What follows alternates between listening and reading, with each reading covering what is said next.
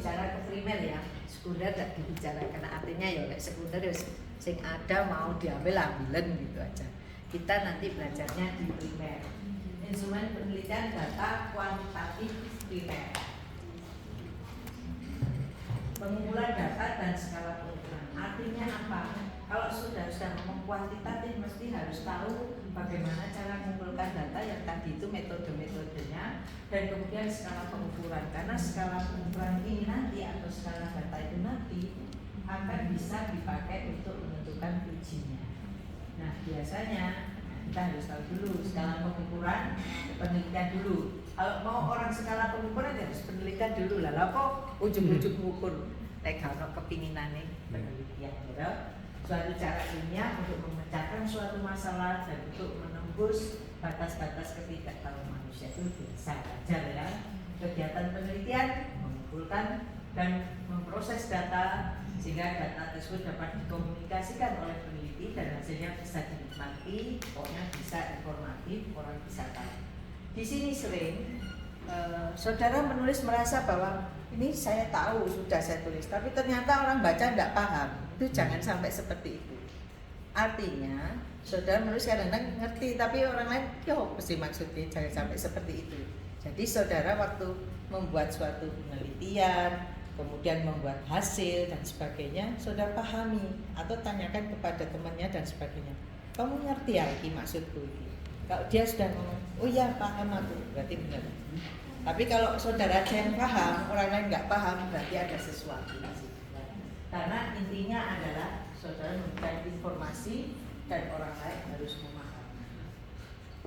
Nah, tahapan penting dalam penelitian menyusun alat ukur instrumen sebagai pedoman untuk mengukur variabel penelitian. Jadi di sini saudara nanti belajar membuat instrumen yang biasanya instrumennya pakai skala Likert ya.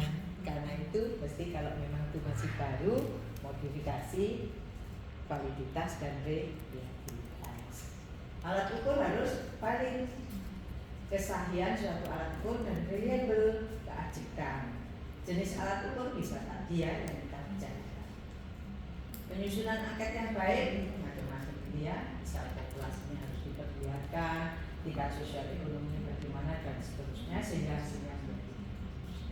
Skala pengukuran mengklarifikasikan variabel yang akan diukur supaya tidak terjadi kesalahan. Skala pengukuran ada 4. Ini yang harus dipegang atau istilahnya jangan sampai saudara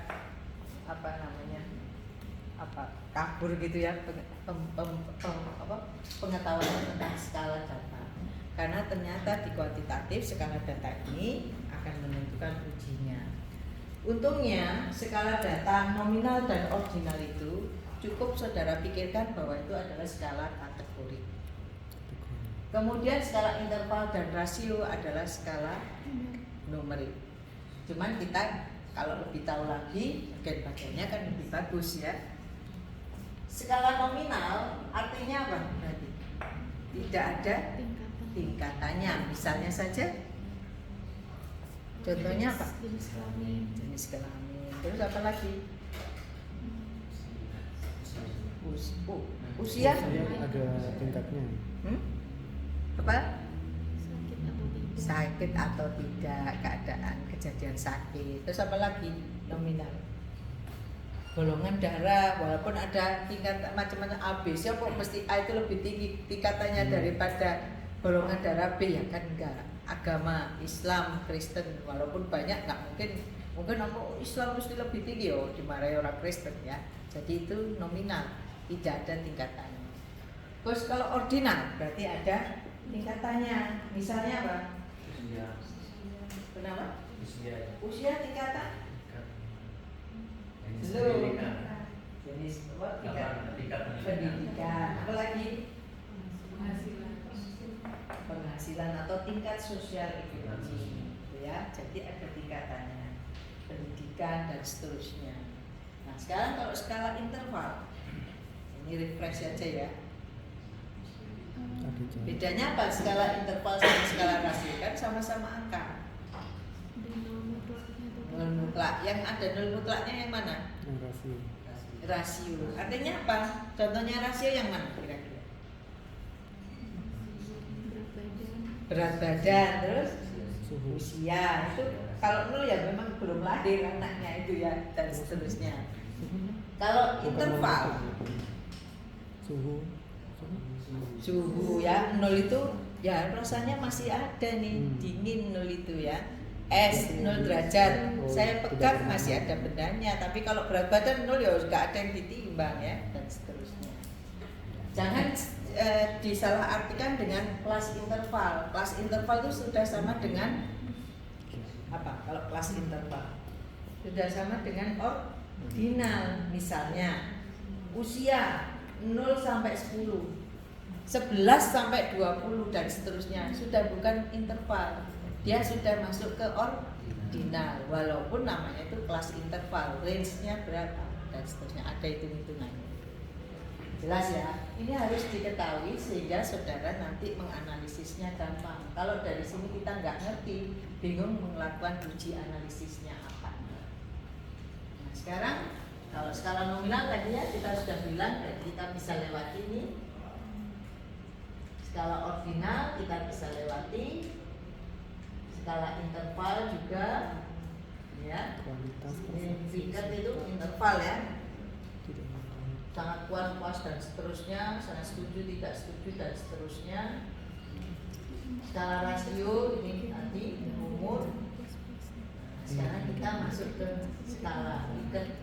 Skala untuk mengukur sikap, pendapat dan persepsi seseorang atau kelompok tentang kejadian atau gejala sosial. Dan kita ingat bahwa Likert itu ada pernyataan positif dan ada pernyataan negatif. Negatif itu mesti biasanya ngomongin apakah dalam waktu dekat tidak, itu biasanya negatif. Nah itu nilainya akan berbeda. Kalau itu disamakan semua ya nanti interpretasinya menjadi salah ya. Likert itu model skala pengukuran sikap biasanya pakai skala Likert itu bisa pakai pertanyaan yang nomor 1 atau nomor 2. Kalau nomor 1 itu berarti pernyataan yang positif. Apakah Anda setuju dengan kebijakan pemerintah menaikkan harga BBM? Kita sudah tahu bahwa pemerintah sering menaikkan BBM ya mestinya. Tapi pernyataan positif sangat setuju mesti nilainya tinggi. Tapi kalau yang kedua bisa nggak membuat pertanyaan kedua? Bisa. Pemerintah dalam waktu dekat tidak akan menaikkan harga BBM. Apa masuk akal? Mesti, sehingga sangat setuju mesti nilainya 1. Yang sangat tidak setuju 5 karena nggak masuk akal, sering naik kok tidak naik ya, dan seterusnya. Jadi kalau kita ngomong negatif biasanya anak ada istilahnya bentuk-bentuk yang negatif ya, dan nilainya itu akan berbeda antara sangat setuju nilainya 5, di sini 1. Nah ini nilai-nilainya apakah begini? Ya tidak harus, bisa bervariasi, bisa 1 sampai 4. Bisa 1 sampai 5, bisa 1 sampai 7 dan sebagainya. Nah, kalau ini nanti mau diintervalkan ya bisa. Biasanya dari pertanyaan-pertanyaan itu dikumpulkan di jumlah, kemudian keluarlah itu sebagai interval.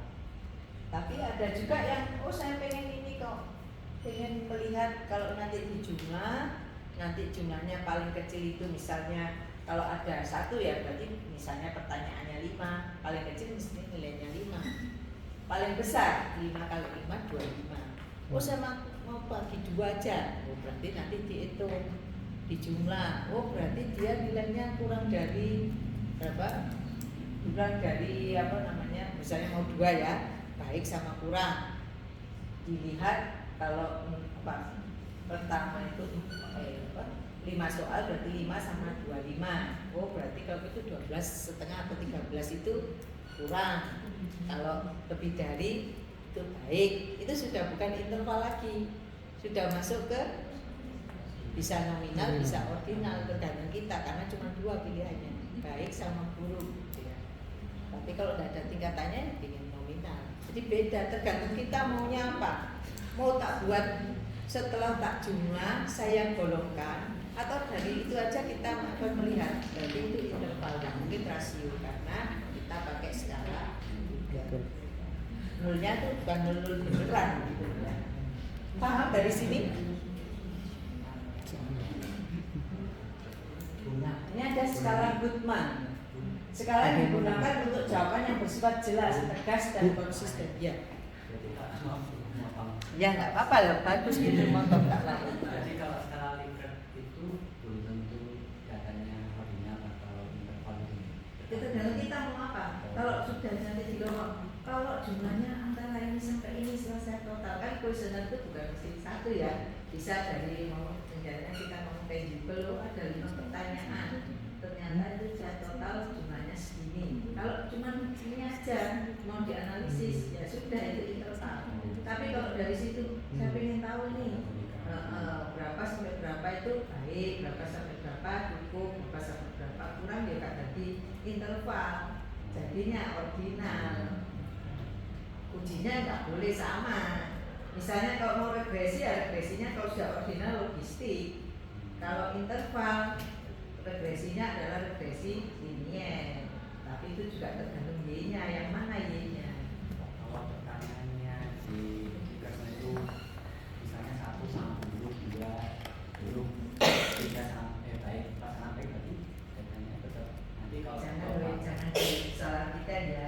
Likert itu ada yang skala begini, enggak itu yang kayak itu apa yang sudah dikumpulkan nilainya jadi dikumpulkan jadi baik cukup kurang, beda loh ya.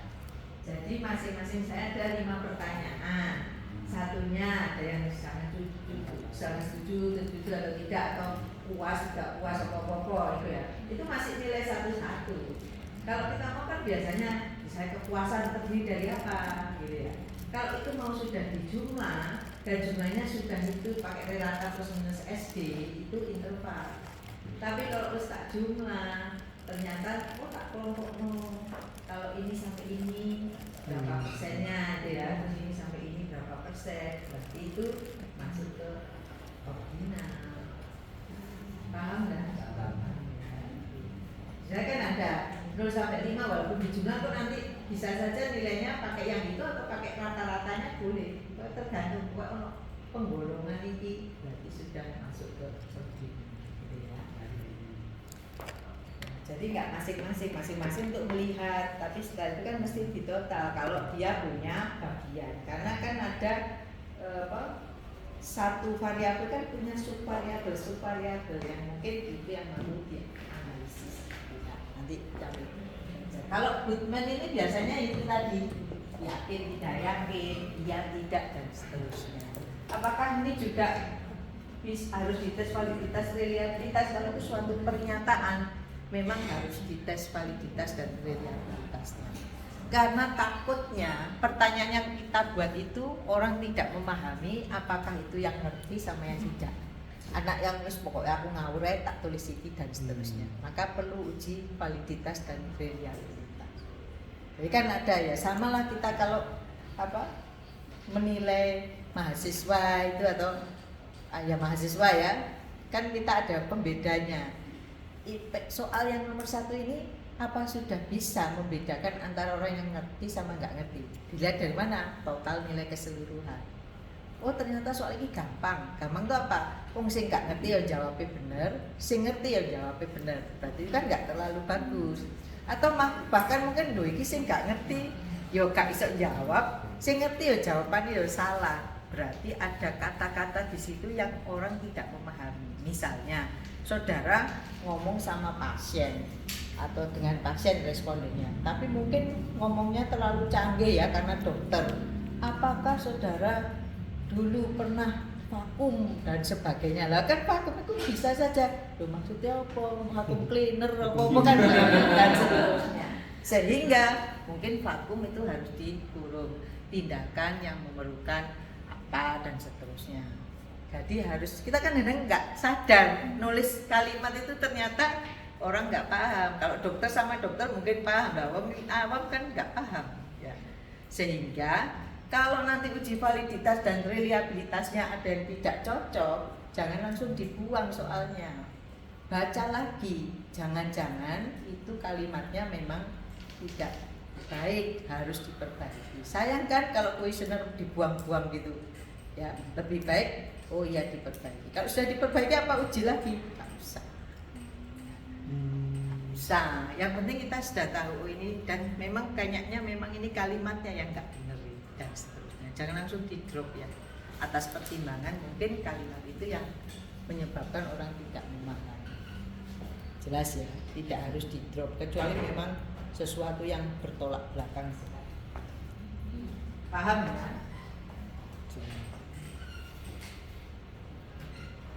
Nah, ini skala diferensial semantik ini cuma kalau mau melihat tingkatan bodoh sampai cerdas itu sampai seberapa sih gitu ya. Tidak ramah-ramah seberapa. Ini seperti orang kalau sakitmu itu sampai pas berapa, 0 sampai 10. Oh aku cuma 3, cuma 4 dan seterusnya. Itu bisa dilakukan suatu kuantifikasi atau numerikal ya. Walaupun sebenarnya ini kan kualitatif saja nih.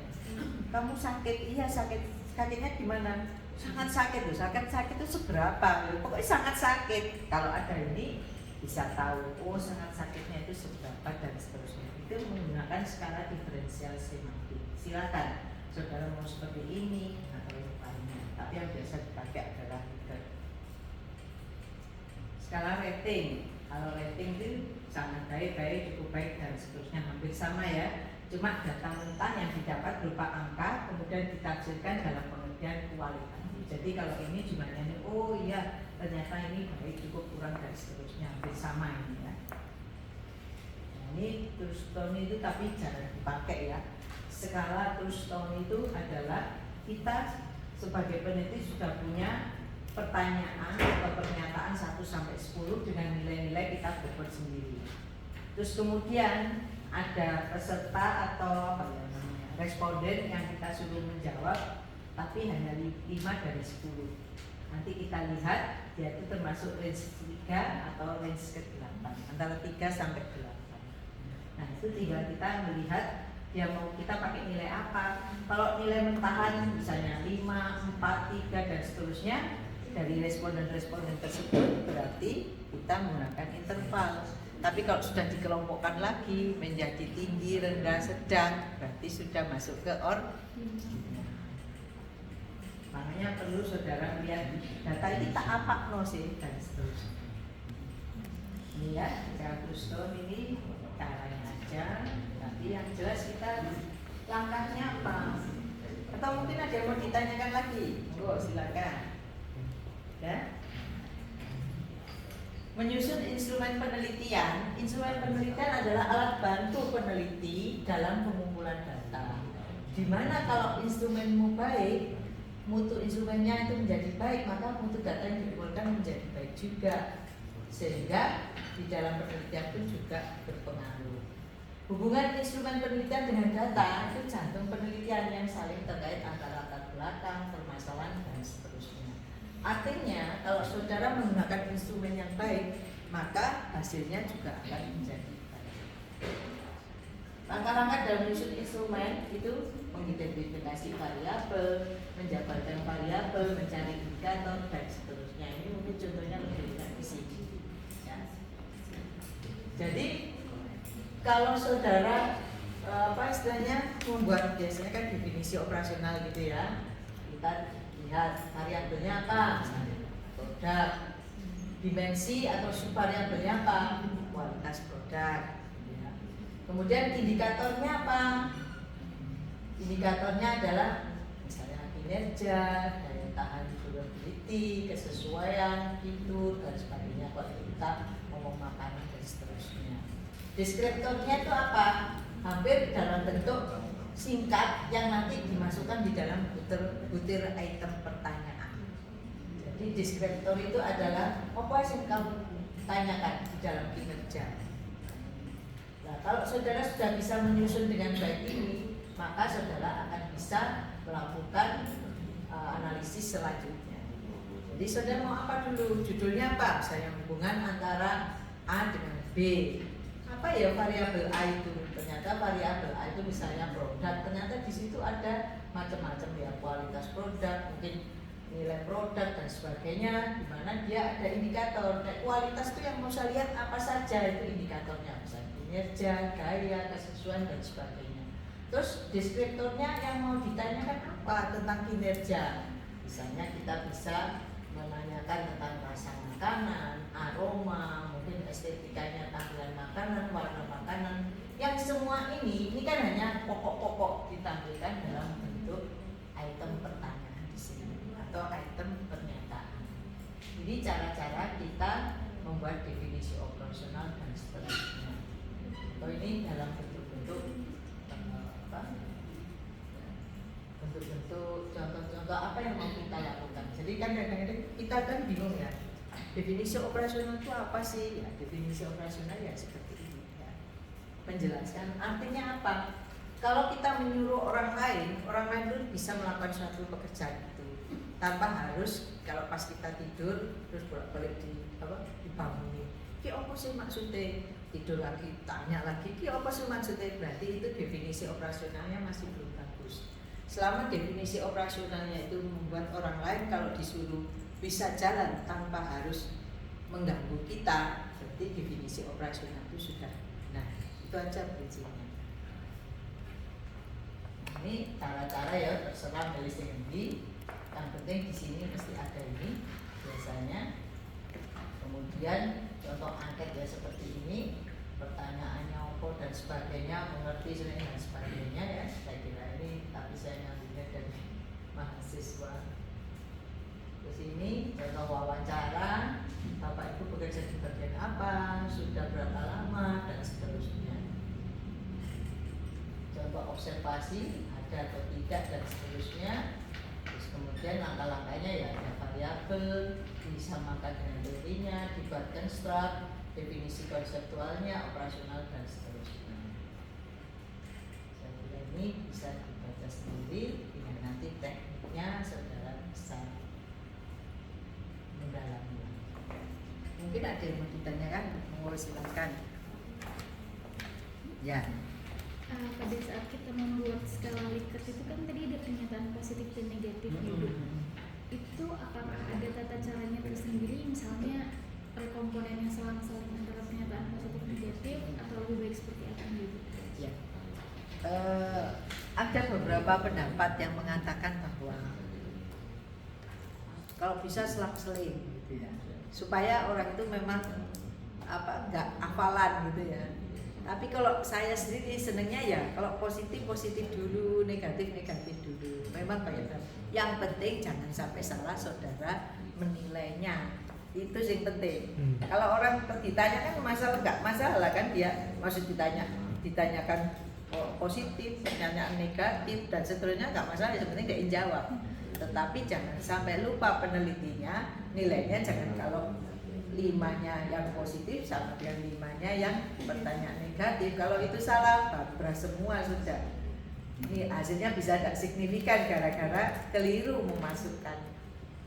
Jadi yang di sini intinya pada peneliti, jangan sampai lengah ya. Nanti memasukkan ke SPSS-nya keliru, ya enggak.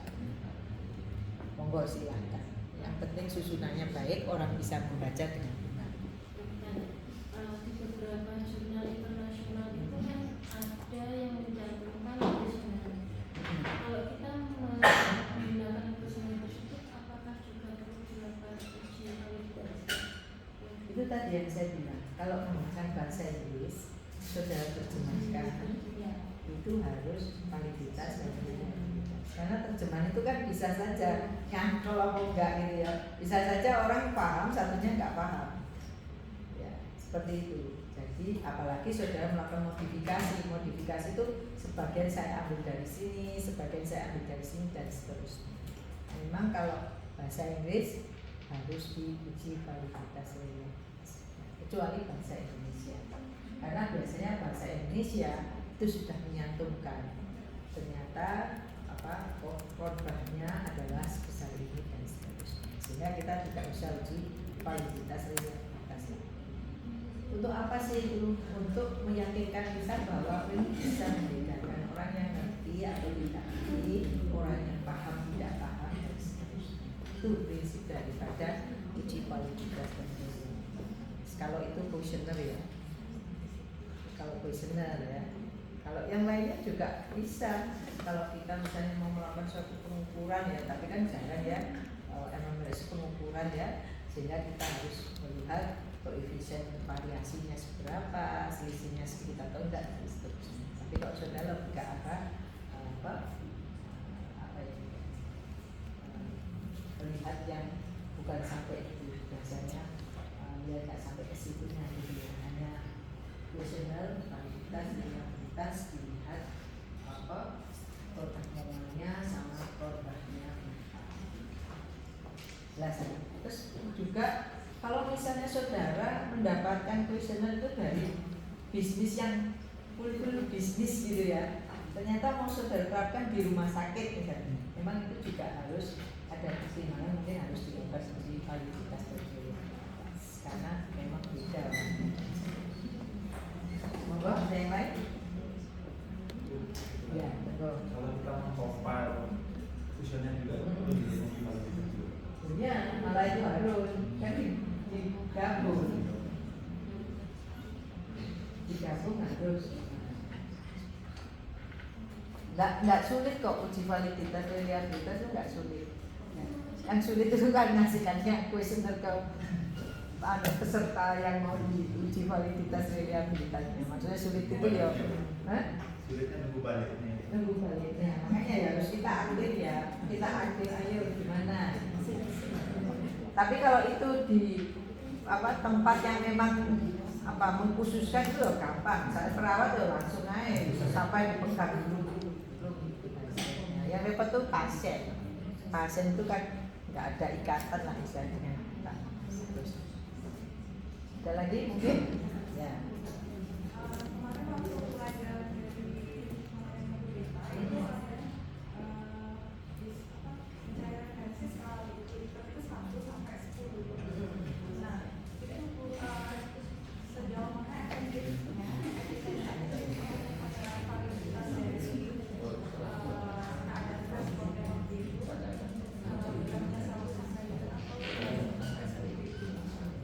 Sebenarnya itu kan kita hanya memasukkan di komputer ya, nggak ada masalah sebenarnya. Tergantung 1 sampai 10 itu mungkin 1 sampai 10 itu mungkin seperti tadi itu mungkin ya, nggak ikat sekali tapi ikat yang bagaimana kan rasa sakitnya sampai seberapa 1 sampai 10 seperti itu kan, itu nggak ada masalah. Yang penting kita bisa memasukkan kan itu setiap soal kita masukkan membandingkan dengan pertama. Jadi soal ini soal kedua Iya. yang penting yang di situ paham. Artinya apa? Kalau kamu membuat kuesioner harus ada pendahuluannya. Apa yang mau kamu buka langsung, please kerjakan kuesioner ini. Oh, maksudnya ya. Itu yang malah yang menyebabkan orang jadi ambil dulu. Tapi kalau saudara membuat kuesioner itu besarnya mau diisikan ke orang, tidak ada apa?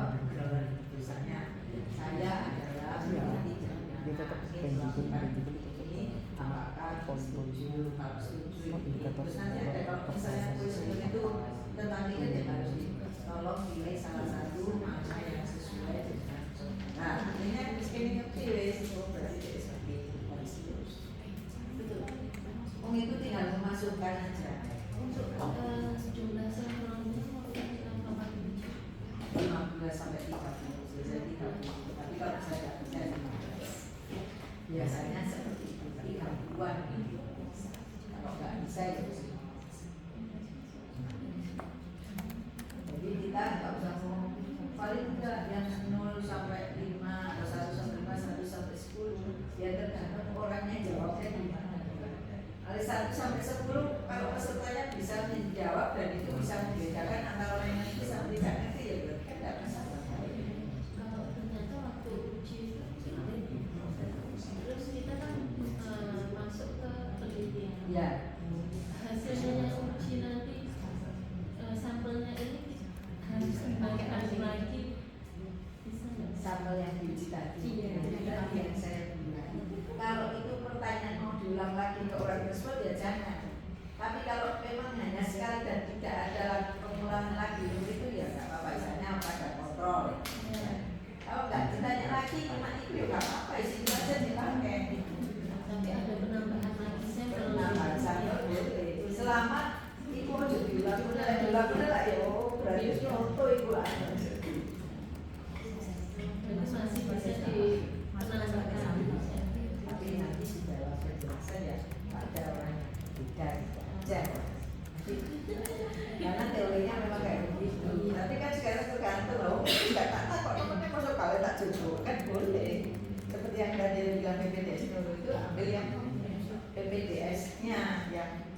sehat, lihat yang berisiko tersebut berisiko enggak dia terjadi epilepsi. Jadi teknik itu pegang peranan untuk anunya ya. Yang penting itu hasilnya nggak aneh gitu loh. Maksudnya memang kenyataannya seperti itu, nggak diulang-ulang loh kan, nggak mungkin nyontoh deh jawabannya gitu. Nggak mungkin jawabannya mendua. Oh aku biar kok jawabannya mana kok tak wocok-wocok kan biasanya orang tuh cenderung begini. Kalau ada questioner menjawab dia kan mesti ngiling-ngiling. Aku kok gak iso ya, apa ya? Terus dia belajar. Oh ternyata jawabannya yang seperti itu tuh salah, yang benar inilah. Itu nanti saudara berikan lagi ya, mesti jawabannya berbeda, nggak cocok gitu ya. Ada lagi yang mau ditanyakan? Tadi Nggak terkait apa-apa. melanjutkan yang uji validitas dan reliabilitas. Kalau saya pribadi kan rencananya meneliti di rumah sakit di Samarinda. Meneliti di rumah sakit Samarinda, ya. Terus kebetulan memang rumah sakitnya masih baru. Kemudian kan rencana sampel saya ini ke perawat, tapi memang jumlah SDM-nya masih belum terlalu banyak. Ya. Semisal saya lakukan uji validitas dan reliabilitas, otomatis kan nanti mengurangi sampel. Ya jangan di situ, mungkin di tempat lain ya. Bisa di tempat lain, kan ada rumah sakit lain. Nggak harus rumah sakit seperti itu, rumah sakit yang lain bisa. Yang penting karakteristiknya perawat, ya perawat yang saya tanyakan itu. Jadi yang penting validitas itu untuk menentukan bahwa ini reliable, valid atau enggak, reliable atau tidak. Wes itu aja. Kalau seperti itu berarti asalkan sama-sama perawat Ya, dibayar sama boleh. klinik itu boleh. Boleh. Misalnya perawat di puskesmas ya boleh. Ya podo-podo perawat kan kita juga ingin tahu aja. Tapi kalau bisa memang karakteristiknya kok bisa sama tapi tempat berbeda. Ada lagi yang mau ditanyakan? Kayaknya kurang 10 menit ya ini ya. Ya betul. Jam 2. Iya. Apa jam setengah 3? Ada lagi? Ada ya. Pokoknya bukan gelas loh ya. Jelas, jangan gelas. Gelas itu repot gunanya nanti. Tanggung jawab ke pemerintah ini loh. Ya apa nih kan jelas apa kok arek-arek gelas kafe. Jangan ya. Baik, kalau memang nggak ada yang ditanyakan kita cukupkan sekian ya. Assalamualaikum warahmatullahi wabarakatuh. Waalaikumsalam. Cepat lulus ya.